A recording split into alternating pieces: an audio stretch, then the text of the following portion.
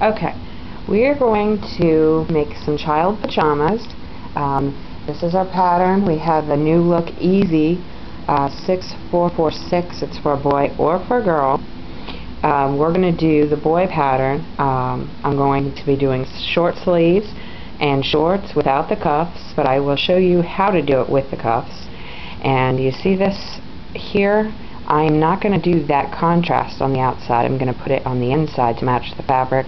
That's just what I've chosen to do, but I'll show you how to do this as well. Everything you need here is a pair of scissors, a pin to mark with. It's a good idea to have one made for fabric because it will wash out. However, if you don't have it, you can use a regular pin and just cut on the inside of those marks so that they don't show up on your fabric. You will need measuring tape, a seam ripper, because if you're like me, something always happens and you have to take it out and redo it. You'll need some pins. This is the fabric I've chosen. You will need some elastic, a 1/2 inch wide. I normally buy like 5 yards at a time because I make a lot of pajamas. My son is 4.5, so his waistline is about 19 inches, 20 inches. I usually use 2 inches in addition to what his waistline is, but then I tighten it down. That way if I need to let it out later, I have plenty and I don't have to put more in. You can use snaps or you can use buttons. I will be using buttons because it's about time he learns how to button. However, I will show you how to use the snaps. And you will need some fusible fabric. If you don't have this, that's okay. You just cut extra of your fabric and put that in there to stiffen it up. I mean, this is ideal, but if you don't have it, that's okay. We can, I can show you how to do it with this. So those are the things that you will need for this instruction. Now, when you get the pattern, it's always a good idea to cut it on the largest size. This one is a pattern for a 1/2 size to size 4. He is in a size 4. I've already had to extend it a little bit in the waist and the length of the sleeves and the pants. However, you cut it on the largest size, so the size 4, and you can fold it on the line. So if your child only needs a 1/2 size, fold it up to the 1/2 size and pin it down. That way, as they grow, you don't have to keep buying a new pattern every time.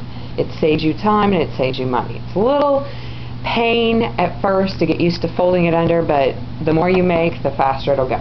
Okay, so we're going to get started. If you need to cut out your pattern, go ahead and do that. I've got mine all ready to go. I will lay my fabric out. Now, what you need to do is you need to take your fabric, turn it inside out, and match up the selvages.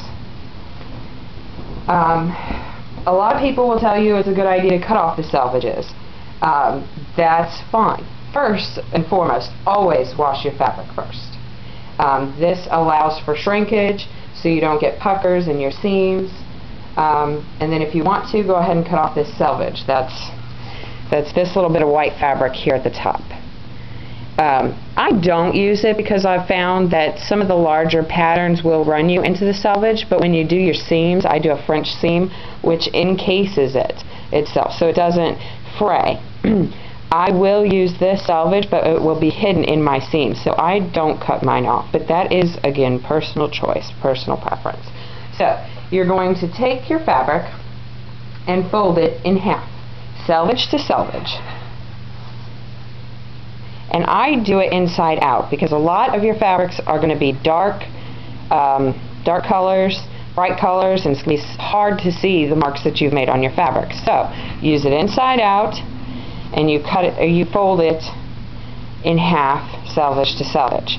Now you iron this piece. It's long, it's a pain, but you iron this long piece that's folded in half, and you lay your pattern out on it. I will go ahead and do that, and when we return, I will have this all set up for you to see how I laid it out here in the manner that is most effective.